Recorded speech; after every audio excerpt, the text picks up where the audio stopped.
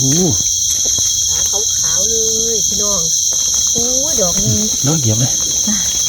จุ่มกันยังไงแต่ว่าเป็นบานเนาะเป็นจุ่มพัดก็มีเหรอครับผมจุ่มกันใหญ่เหี้ยวฟังผีก็มีอีกนะ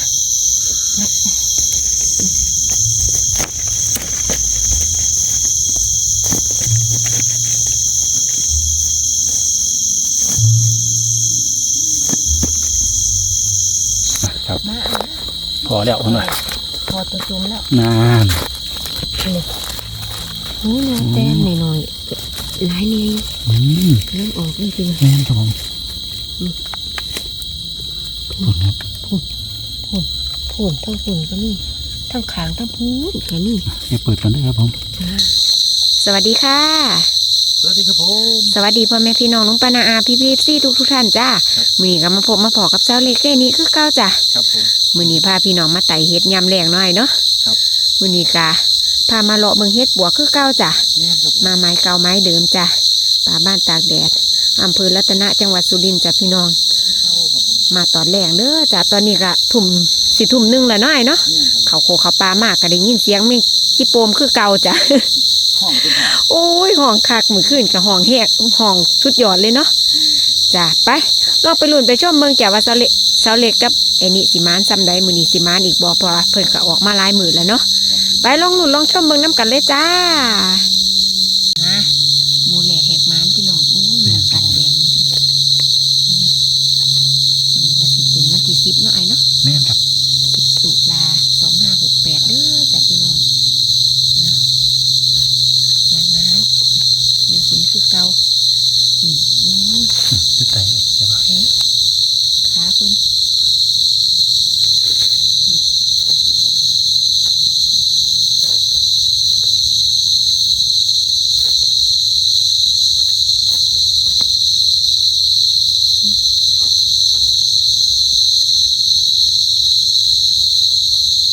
สองมาเราปวดแห้ง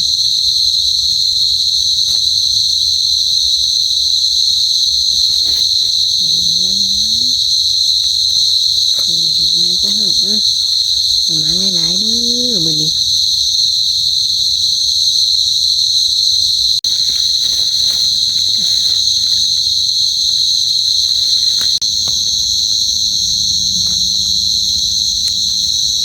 คืออยู่ในหกเลยแบบ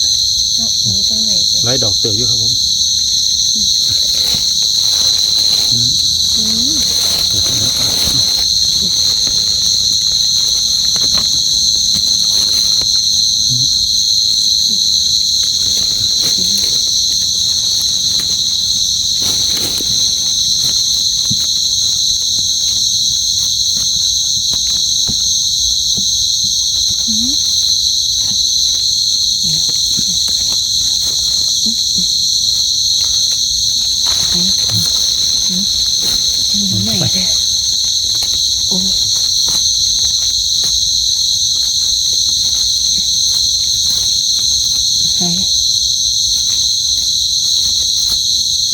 หากใหม่ตายลงบันไดเลย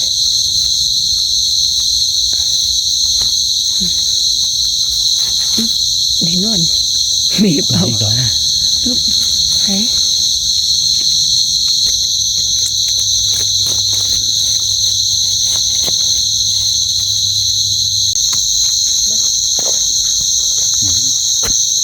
ข้างๆเนาะแม่นครับผมมันถึงหินค่ะ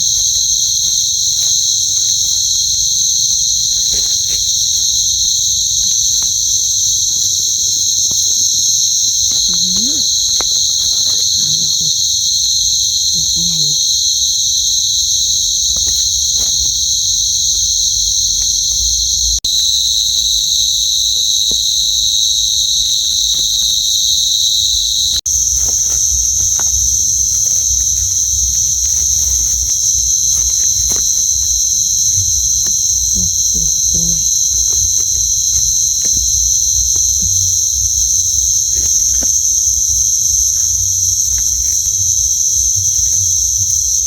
เหี่ยจากมันขึ้น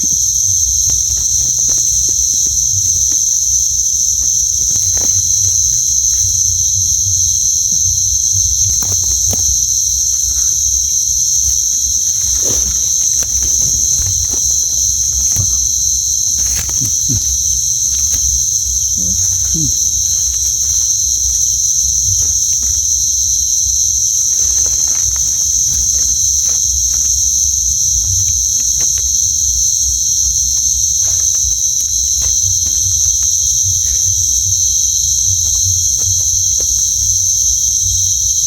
สองดอกอ่ะ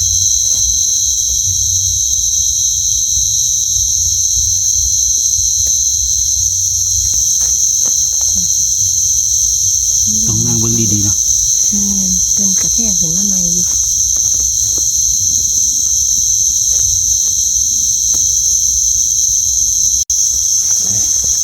หมอเก่า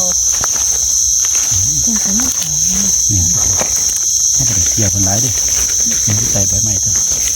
เขาเจ้ามาเอาเข้า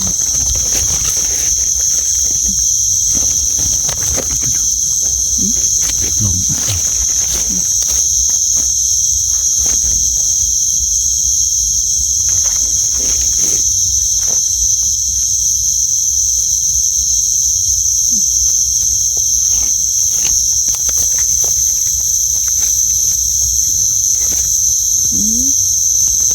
บอกกิน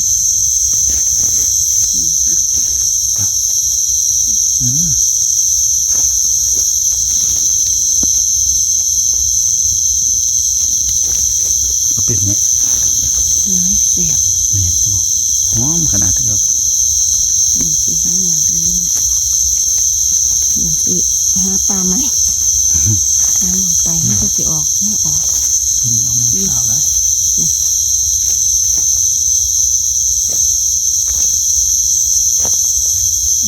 มีสิเปลี่ยนปลาออกไปเลยเนาะ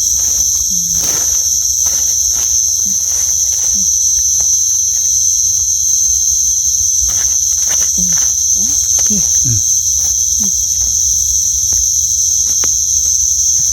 ต้องเปิดเนาะ แม่นจ้ะ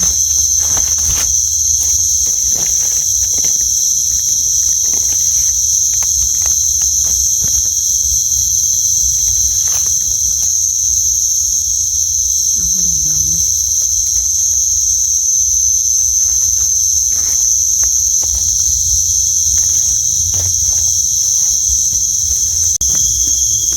กินเรื่อยๆเนาะ แม่น เพ ครับ ราะ ผม ว่า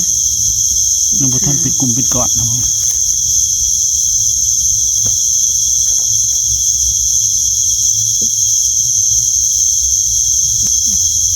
ดอกใหญ่เนาะแต่ว่าเป็นห่าง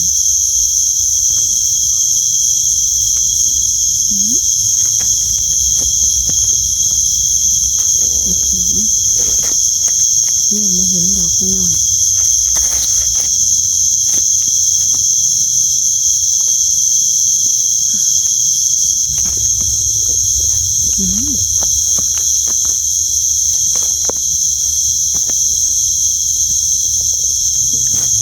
ดอกนี้บ้า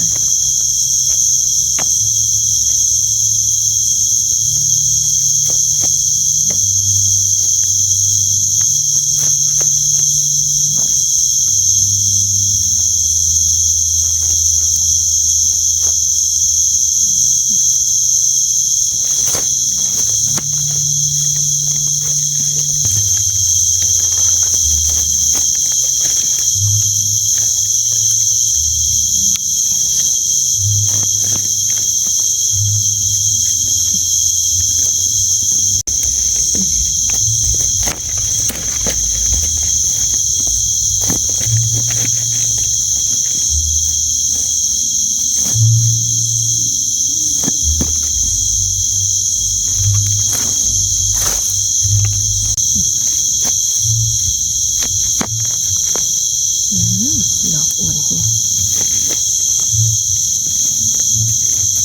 นี่ดิ นี่ดีแม่นหยา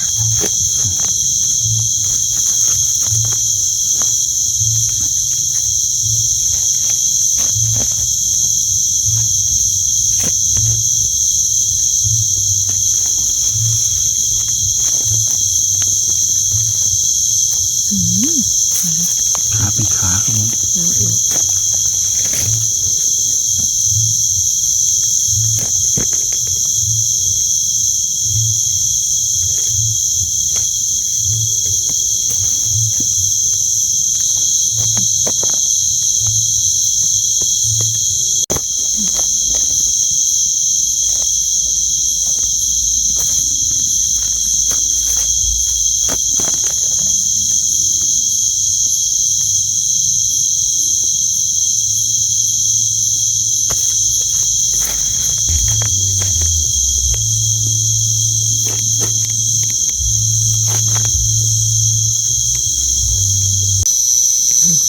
อกใหญ่ครับเลย อยู่ทั้งพูนบ่ นี่ ได้บ่ ตัวนี้ มีแต่แกน ตะเกียน นี่เท่านั้น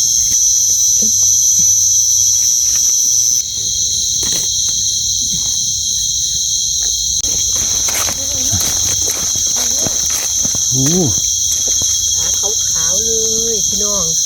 โอ้ยดอกใหญ่ ดอกเหยียบเลย จ้า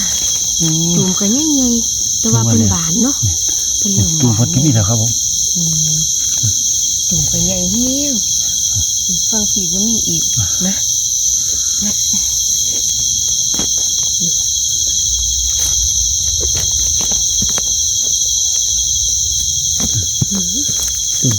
เริ่มสิพอเป็นหมู่ขึ้นมาเนี่ยครับผม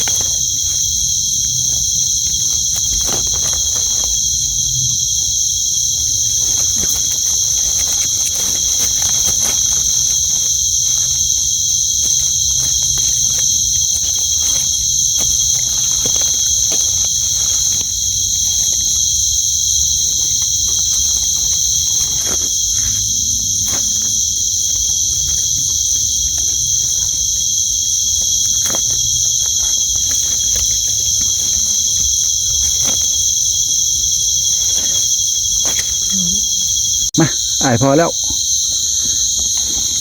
ไอ้ สาวกว่าดอก ข้าวกูดอกเลย แม่นครับผมกำลังออกเลยครับผม โอ้นี่กำลังดำปื้อๆไปเรียบไปอาย กำลัง มาหง โผล่ มันเหยียบนี่หรอวะครับนะนับด้วยหลายดอกดูเนาะ แม่นครับผม หลายตัดเนาะ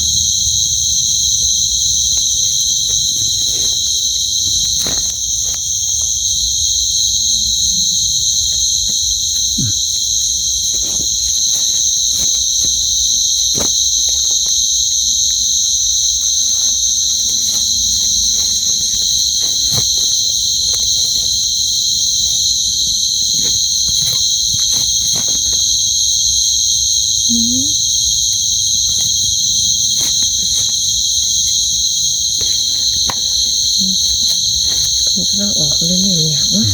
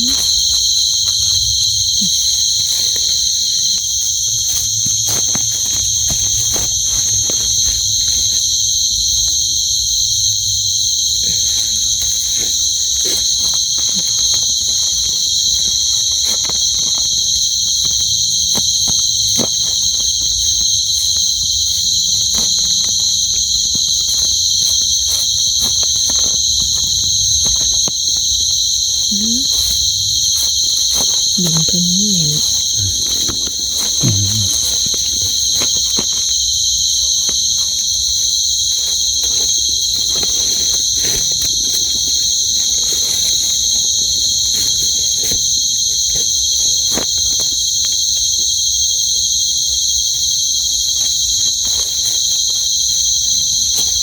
ม็น แบบนี้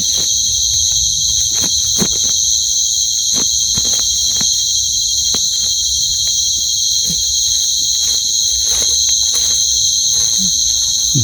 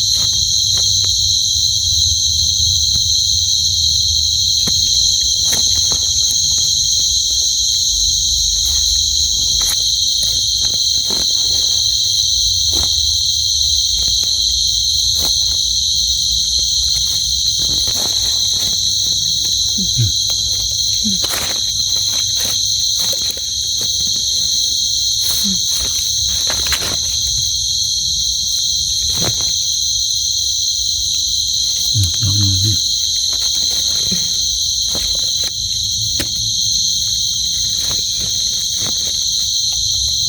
อีกดอกนึง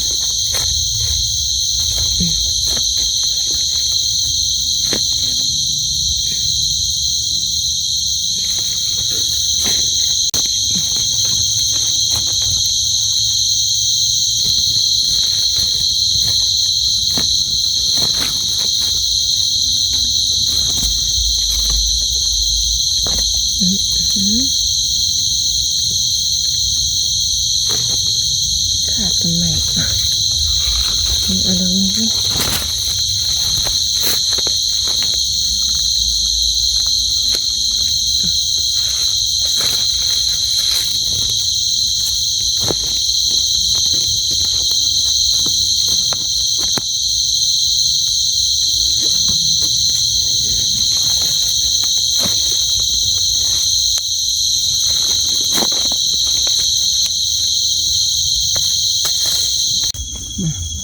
ยางต่างบักดูนี่ข้าแต่พอยางเอาจังว่า ขอเวลาพักยกป่ะเนาะ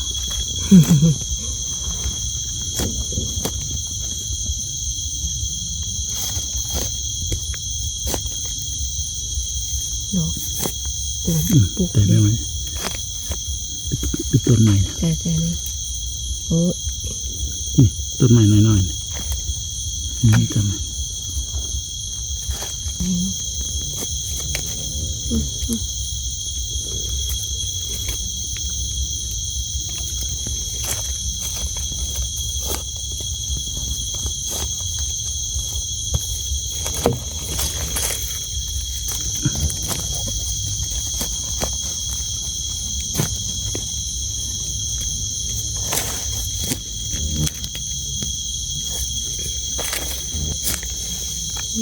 ่กำลังออก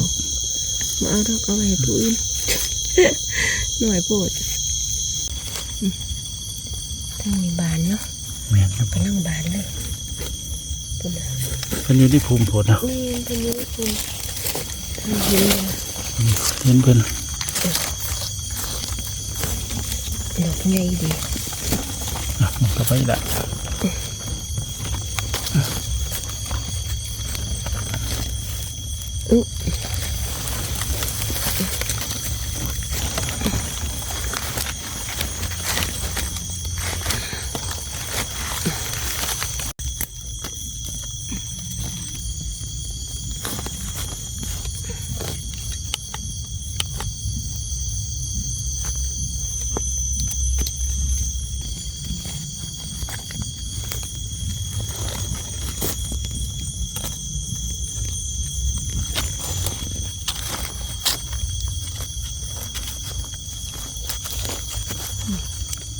เปิดค่อย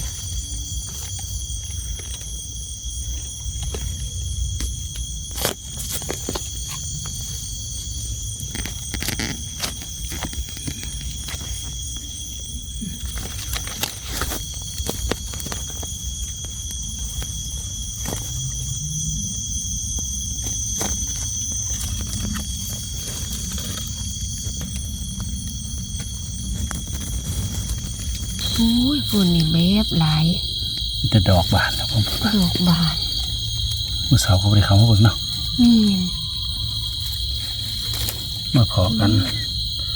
เนี่ยเถาเถากับเถางามๆนี่ดอกนะบานงามๆไม่หลับบ่เป็นเถา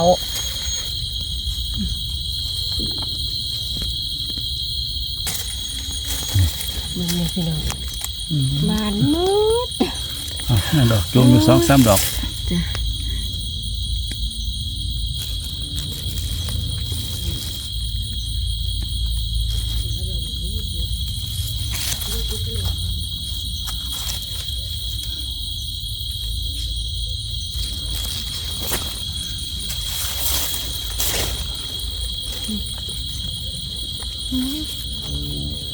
เถาเขา แม่นครับผม เขาจะเอาเดี๋ยวเล็กเขาเนี่ยเขาก็เอา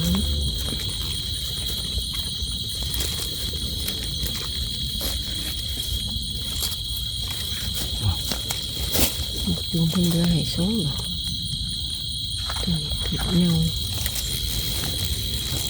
ตัวนี้ก็เน่า อืม แล้วก็นางได้อยู่ดอกพอดีเลยห้าเป็นมุก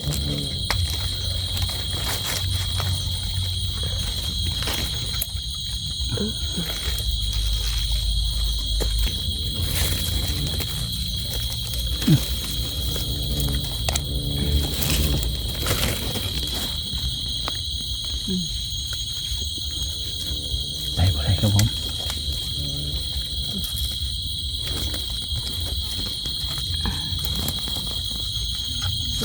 ได้บ่ ได้ตัวนี้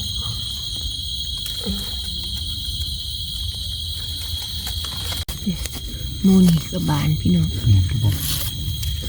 สิครับเหมือนเราได้แต่ดอกบานมันนี่ อืมเพราะว่าเป็นเฮ็ดสาไว้แล้วเนาะเทมันยังไม่จุ่มมาอยู่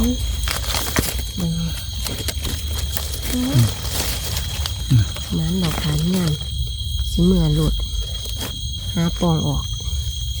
หาเฮ็ดไปก่อนโอ้ยดอกจุ๋ม อืม นี่ พอได้รางวัลปลอบใจอยู่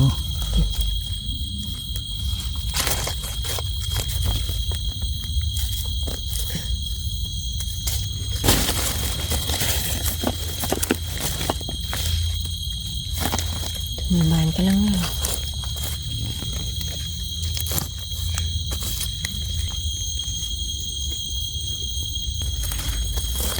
โอ้ยทะลุน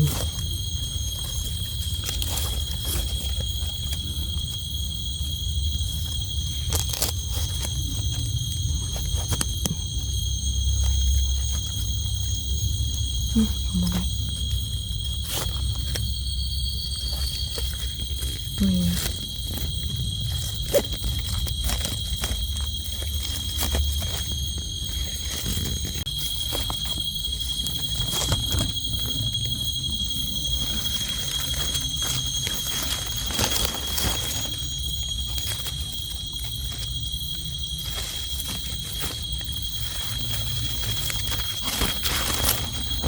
ครับ มาเอา พอแล้วคนว่า พอตัวจุ่มแล้ว นาน นี่หูเนื้อแต้มหน่อยๆหลายเนี่ย อืม เริ่มออกเลยจริง แม่นครับผมผลครับ พุ่นทั้งพุ่นก็มีทั้งขางทั้งพูนก็มี เดี๋ยวเปิดก่อนได้ครับผม จ้าแล้วเก็บไปเรื่อยๆนี่คือเด้อจ้ะ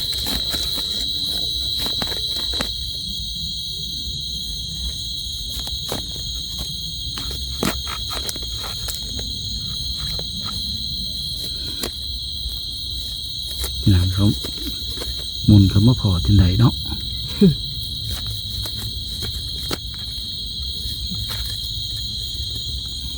นี่มันไงเดี๋ยวเลย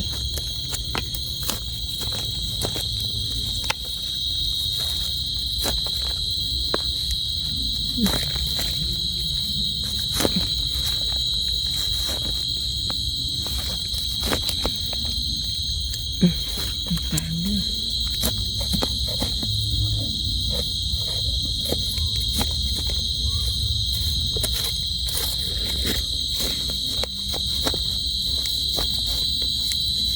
ยอมได้ป่ะ บ่มาตั้งรักมันก็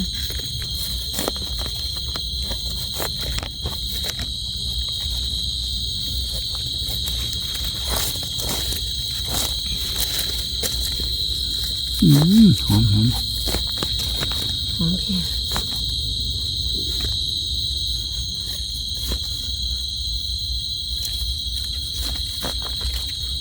มันก็เลยขึ้นมันก็เลยหอม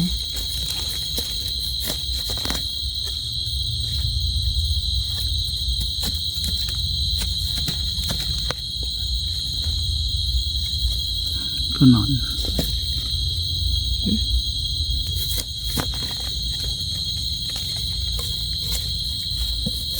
แม่ปูขึ้น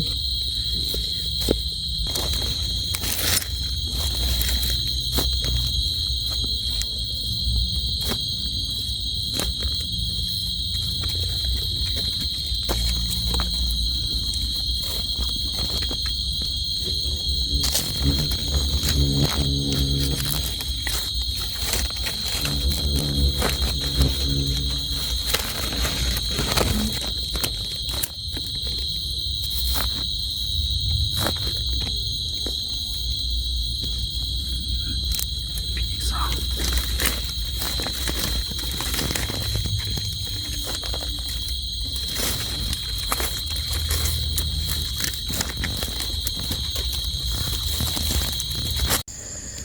นะจ๊ะพี่น้องหลังจากเสาเล็กหาเห็ดออกจากป่ามาแล้วเนาะจ้ะ